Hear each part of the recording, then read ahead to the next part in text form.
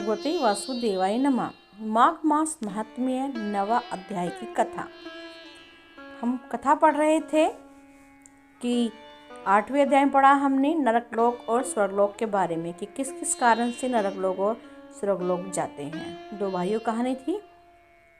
आगे बढ़ते हुए यमदूत कहने लगे कि माध्याह्न के समय आया अतिथि मूर्ख पंडित देव पाठी या पापी कोई भी हो ब्रह्मा के समान है जो रात्रि के थके हुए भूखे ब्राह्मण को अन्न देता है।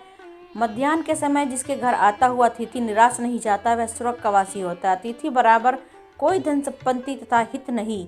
बहुत से राजा और मुनि सत्कार से ब्रह्मलोक को प्राप्त हुए।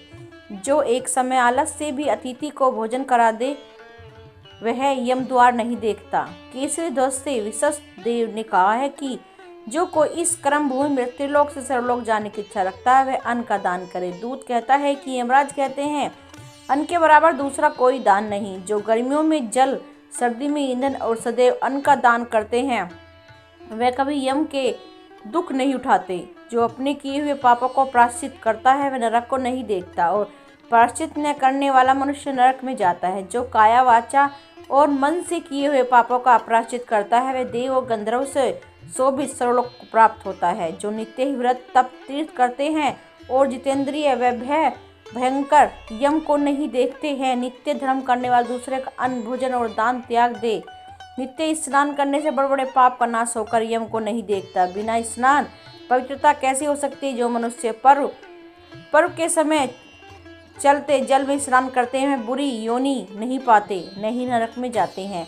माघ मास में प्रातः स्नान करने वाले मनुष्य का नियम पूर्वक तिल पात्र और तिल कमल का धारण करना चाहिए। यमदूत कहते हैं कि हे विकुंडल, पृथ्वी, सोना, गो आदि परम दान करने वाला स्वर्ग से नहीं लौटता। बुद्धिमान पुण्य तिथियों, व्यापी, पात, संक्रांति आदि का थोड़ा सा दान करके बुरी गति को नहीं प्राप्त होता। सत्यवादी, मौन रहने वाला, मीठा बोलने वाला, क्षमाशील, नीतिवान, किसी को निंदा न करने वाला, सब प्राणियों पर दया करने वाला, पराये धन को तृण के समान समझने वाला मनुष्य कभी भी नरक को नहीं भोगता है। तो ये सब जो कथा थी क्या क्या हमारे स्वर्ग नरक जाने में होता विकुंडल को सुना रही थी। और कुंडल जो भाई था उनमें से एक वो नरक को जा चुका था और जो विकुंडल है वो स्वर्ग को जा रहा था।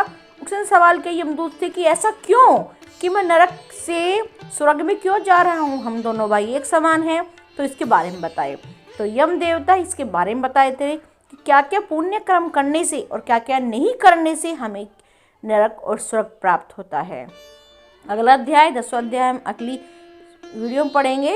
तब तक के लिए ओम विष्णुवाय नमः।